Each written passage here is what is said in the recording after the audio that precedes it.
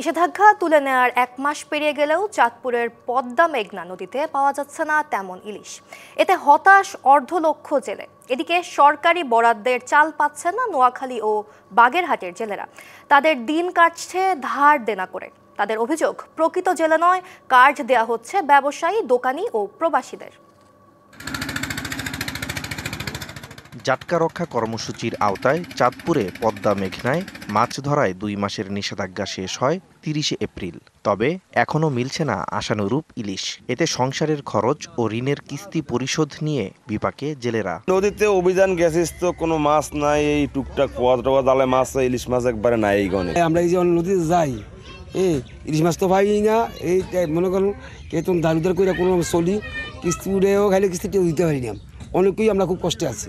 তবে জুলাই আগস্টে ইলিশ বাড়বে বলছেন গবেষকরা। জাটকার এবং মাই ইলিশের যে পরিসংখ্যান ছিল বিগত বছরের, এবারও আমরা ওই সময়গুলোতে মনসুনে আমরা কিছু না কিছু হলো জুলাই শেষে বা আগস্টের শুরু থেকে আহরণ মাত্রাটা আশা করছি কাঙ্ক্ষিত মাত্রা পাবে।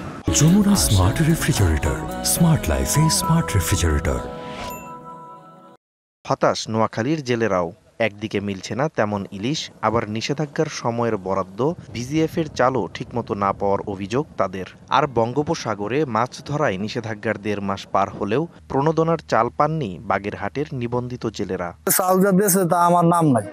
অনেকেই আমাকে এলাকার অনেকেই পায় না, যদিও কিন্তু আমি একদম পাই না।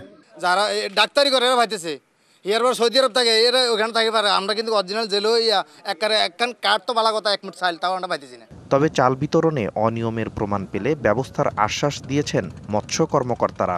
ভিজিএফ দেওয়ার ক্ষেত্রে প্রকৃত যারা আপনার জেলে তারাই যেন পায়।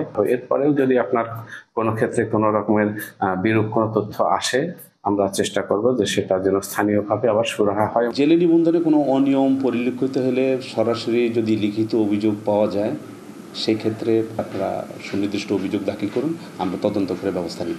প্রকৃত জেলেদের সরকারি সহায়তা নিশ্চিতে কার্যকর পদক্ষেপের দাবি মৎস্যজীবীদের। Nazmus Sakib Sami, DVC news desk.